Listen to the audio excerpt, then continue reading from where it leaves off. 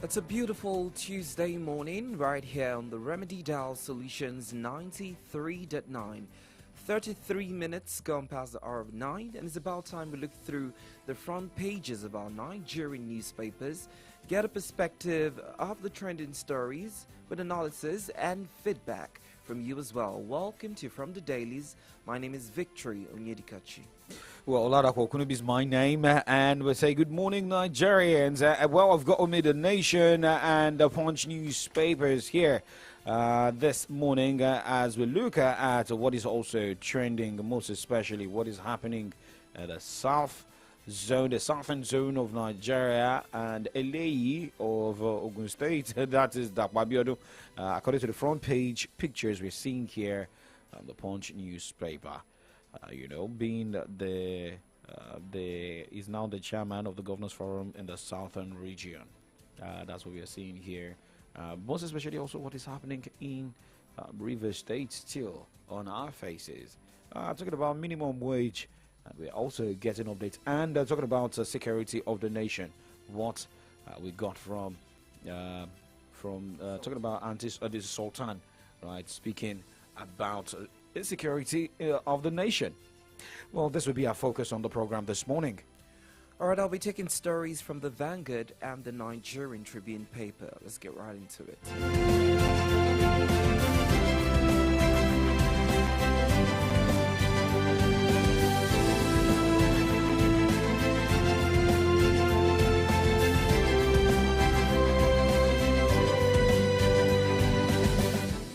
Starting off with the Vanguard newspaper in business, foreign loans drive up importation by 19% to $330 million. Shatima to Sokoto government guard Sultan jealously. He is an institution. My government won't slow down until insecurity is eliminated, Tinubu vows. A writer to that reads, it will take decades to eradicate banditry in northwest Nigeria. Sultan. Davido and Choma thrilling love story as they tie their knot today. Congratulations are in order. NCDC declares cholera emergency, sets up measures. Rivers crisis.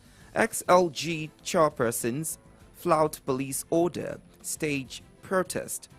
Boko Haram abducts High Court George, wife and 2 orders. Minimum wage. Approved 250,000 naira demand to match inflationary trend. Labour tells Tinubu. Napoli drop asking price for Oshima. These are the stories on the front page of the Vanguard newspaper. All right, now going straight to the Punch newspaper this morning, starting with the cap headlines. Minimum wage. Be patient with Tinubu. Presidency pleads.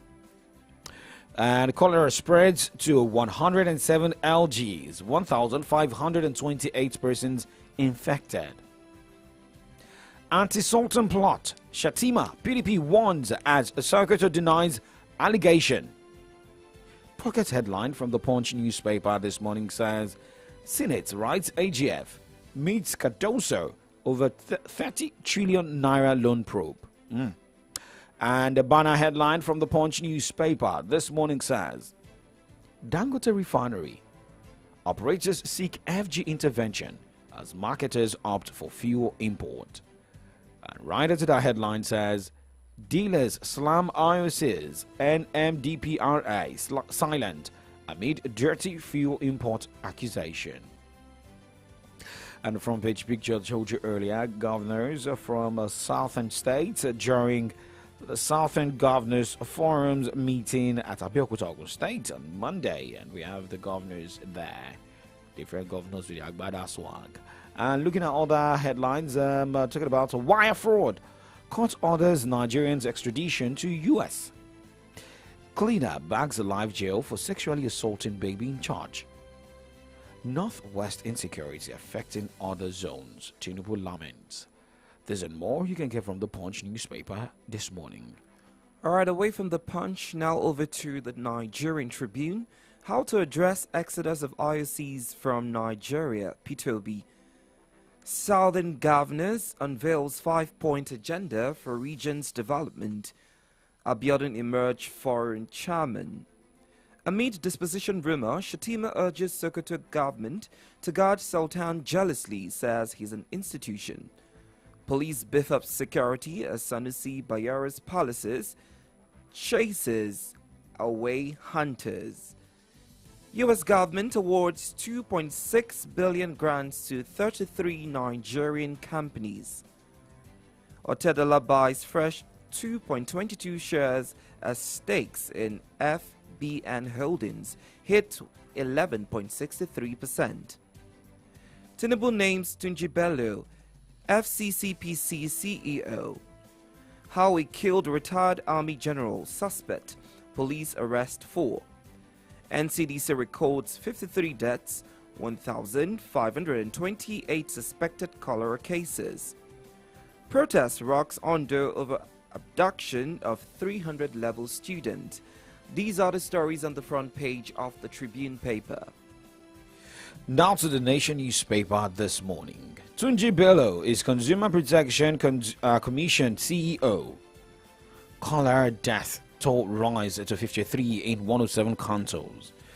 Death in Lagos now 29. Court clears ex-Lagos Speaker Ikuforiji of money laundering. Aidatiwa Ajayi clash over scrapping of 33 Ondo LCDAs. To the red and white headline from the Nation newspaper this morning. Senate committee seeks more facts from AGF in probe of 30 trillion naira CBN loan to federal government. The banner headline screaming on the front page of the Nation newspaper this morning. Why we insist on state police by Southern governors. Two riders to that headline. As chief security officers, we should have control. Abiodun is forum chairman. And we can see the picture there now. Tinubu urges North to fight insurgency in unison. And why I put Northerners in charge of defense. State battle NLC over 30,000 naira wage payment default claim. Last headline from the Nation newspaper, the front page, Rivers crisis.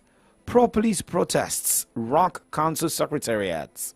You can find out at the page 58 of the Nation newspaper this morning. We're talking about the state of security in Nigeria. Well, for Vice President Kashim Shettima represented Mr. President yesterday, talking about the insecurity in the Northwest. Well, we'll listen to the Vice President, and after that, we connect with Comrade Ayodeji Ajishokwe this morning. What we are witnessing across the North is an explosion of these damaged relationships, and we have come to say enough is enough. I'm proud to share that the strategies we have employed have begun to provide redemption. We are not slowing down until we achieve our aim. Our military forces, through various operations such as Operation Hiding Cave and Operation Safe Haven, have made true promise to the nation by targeting insurgent groups like Boko Haram and bandits who have held us to ransom for too long. Through enhanced border security and intelligence capabilities, we have disrupted and dismantled criminal networks. Each of you here is aware of the high-profile figureheads of these groups neutralized by our forces, and I am here to share with you that this is just the beginning.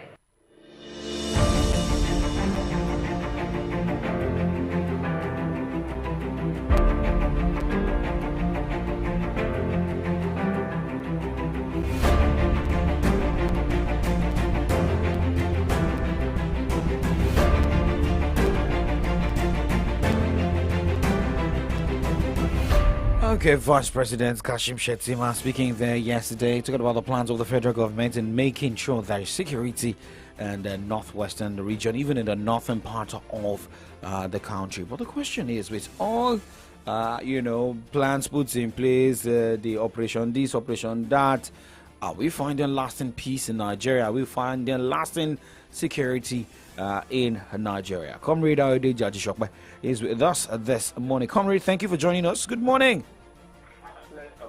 Good morning to you. All right. I think you have to move closer to your phone. You're sounding far away. All right. Okay. I hope it is better. Yeah, better.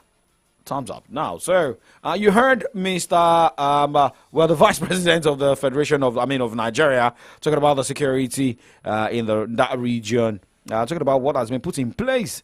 But are we really seeing the result? I mean, if you look at the headline picked by Victory, I think from Tribune, the family that got abducted, and talking about those who are still in the kidnappers' den. Are we finding lasting solution? You see, the issue of security is like our economic situation. Look, we descended into an abyss. One guy was preaching, in Borno State. That same Borno State, in the times of this former governor, I've forgotten his name now. I think it was the first civilian governor in this fourth republic. It is even alleged that he's not in Nigeria. But of course, he's a Kanuri man from his tribal mark. That is how we got descended. And it had to do with politicians using these elements. And then you wanted to discard them. And then you can also go back to 2014-15 when Jonathan was going to be defeated. There are still allegations that people were brought into the country that if they lost the election or President Jonathan got himself to win the election either by hook or crook, they were going to unleash mayhem. Have you forgotten the monkey and baboon will be soaked in blood? Now, and nobody, in fact, I remember it was Dr. Bugazi. You remember him very close to from Kwara State that made that allegation. Nobody has ever denied it. So all of these things, gradually, Nigeria descended first into insurgency and then into banditry. And you see, Jonathan said at the height of his power that Boko Haram was in his government. I mean, for Commander-in-Chief, President Commander-in-Chief to make such an admittal, it is a very serious matter. Then Buhari came. Lai Mohammed was feeding us with tales of tactically defeating Boko Haram. But it was even after that the insecurity spread to the northwest in form of banditry. And of course, if you do not understand the north, you will not understand what is happening in the northwest. It is what this thing that is called banditry. It is a conflict between the Hausas and the Fulani. But of course, the north will never project it that way. But of course, if you know, you know. Now, you remember during the days of Jonathan, one of the chiefs, I forgot, Minima. Yes, Gerard Minima was chief of army staff. The man was going to be charged for criminal conduct because he fought the war as it ought to be fought. And that was what led to an imposition of a ban. Nigeria, the United States, stopped supplying us, the necessary arms we needed. So, and then the whole thing festered. I think this government is not making noise, you understand, about it. But I think, I want to believe, the statistics are there. If you go and check the terror index, the records are there. It is not done by Nigeria. The terror index, the latest terror index indicates a drop in this matter in this country. But the fact is that there is, we are told, also the political angle to all of this. Why is it that when elections are approaching, we don't have much of it anymore? They are engaged by politicians. And when politics and campaigns are over, they go back. It is, kidnapping. Look at kidnapping. It has become an industry. Industry. Just yesterday, Bordeaux, a High Court judge, his wife, security details, and family, they were abducted just yesterday. So, maybe this government is not making much noise about it, and it is not something that you make political capital out of. But the terror index, which is an American organization, global organization, terror index indicates that there's a slight drop in terror attacks in Nigeria. Well, a follow-up to that story would be the statement by the Sultan of Sokoto, Muhammad Abubakar, yesterday, as he declared that it would take a decade for the Northwest to be free of the menacing security challenges. My concern is his statement realistic or futuristic, or because he doesn't see a possibility of that coming to an end? Because a decade, 10 years, would mean that Nigerians will still be bedeviled with the banditry and terrorism attack being seen in the northern part of the country. What do you make out of such audacious statement? My dear comrade brother, it might even take much more than that. Look, I said we're going to deceive ourselves. In the northern parts of Nigeria, there is an army, a standing army, you know, to be picked up and deployed by those who want to use them. And I keep saying this can also be traced to politicians. The politicians and the spiritual elite. The spiritual elite are in control of this army. You understand? An army of uneducated, at least uneducated in Western education, because Islamic education is a form of education too. But you got to marry the two. You remember all our said, educate a man and you will liberate him. A man that is not educated cannot be liberated. And it has to be a form of education that you will see, you know, that you will see 180 degrees, even at least. You should even see 360 degrees. So the form of education they are given by the spiritual elite makes it a form of limited education to function properly in this world that we live now. Even as it is, those who pride themselves, the southern part, to be educated. I see so much ignorance. I see so much ignorance, generalization and all of that. Now talking about a mind that does not have the two sides of the education. And ignorance is deadly. Ignorance is more deadly than any of the diseases. It is more deadly than any of the diseases that kills millions of people. Why would somebody say they are fighting a war and then that there's compensation for them in heaven? That is sheer stupidity. So the political elite, go to the spiritual elite, lend us your men, and then they use them to win elections. The politicians will not attack those people. And of course, you know that is why Lamido Sanusi is in conflict with the political elite in the north. That is why he is. Okay. And that means, I tell you, the Sultan knows what he is talking about. It will take more than that. It will take a whole generation, to turn things around fully. But if you want, you cannot win that war when there's still an army ready to commit themselves to any cause that they are asked to go for. Comrade, just checking the global report talking about the 2024 Global Terrorism Index ranking. Nigeria is ranked 8 with a score of 7,575, and that was Nigeria was ranked 8. Is ranked 8 for 2024, and in 2023 still ranked 8 with 8,065, dropping from that the position they were in 2022, where they were placed 6th. Yes, you can say it has dropped from 2022 to 2023, but for 2023 to 2024, we're still placed 8th. How do we go down? And we are all feeling the brunt right now. We're feeling the heat. If there's no security, there won't be food production. We know what is happening in the north. We know how much Nigerians are now spending in getting food.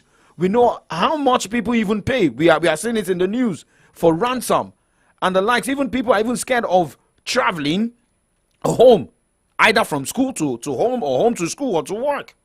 If this global index report, talking about the global terrorism report that we are seeing here, is something to go home by, because number one is Afghanistan, Burkina Faso, Somalia, Mali, Syria, Iraq, Pakistan, then Nigeria. Nigeria is more civilized than the countries we are seeing here.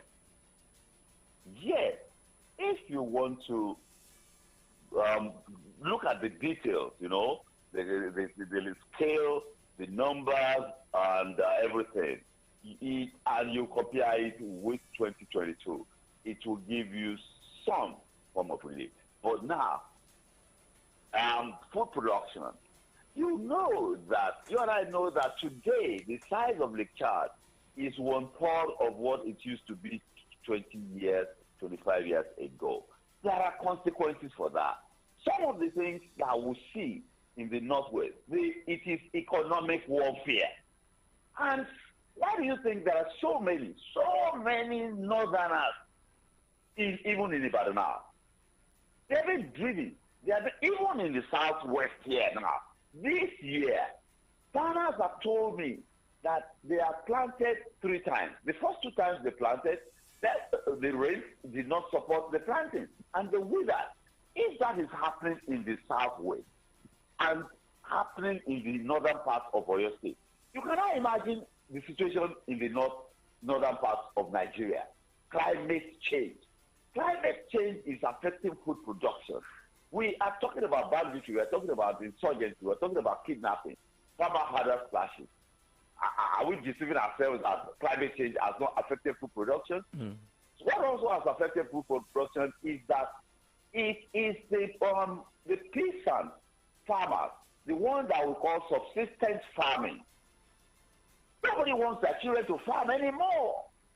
It is not a new thing. People of even of my age, if I live in the village, I will not allow my children to farm. And what kind of farming are they doing? What kind of farming are they doing? Look, government has a role to play. We were on air yesterday. It was food security that we talked about yesterday on political update. And we looked at it from various angles.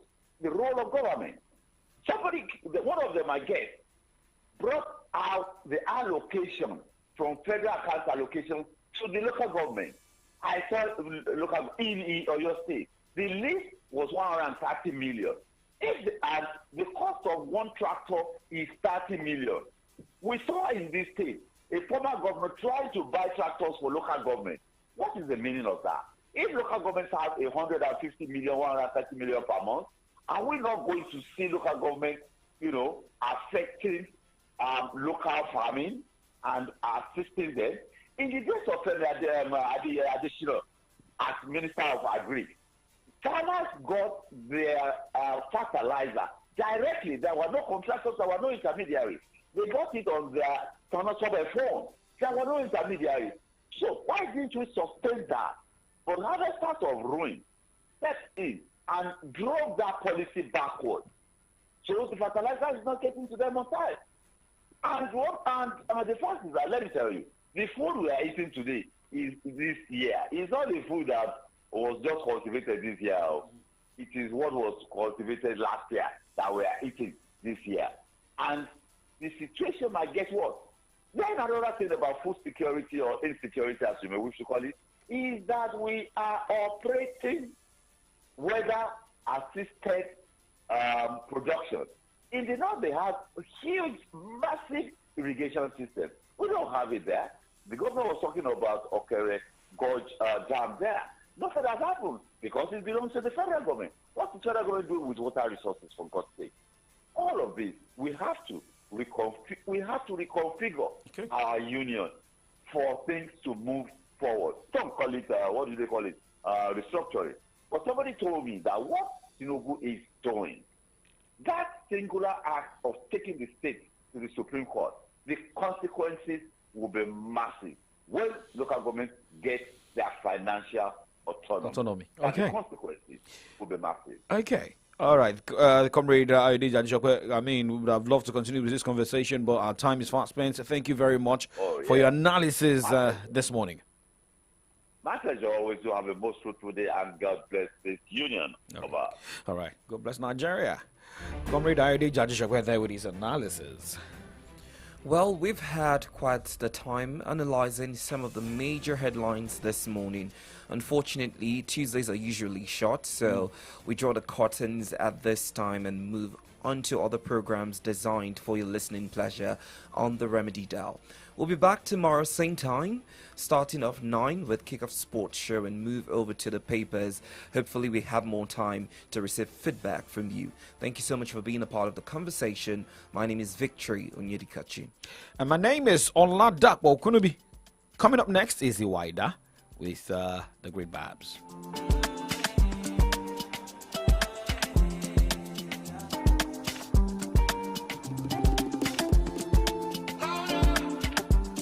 Every day's just the same.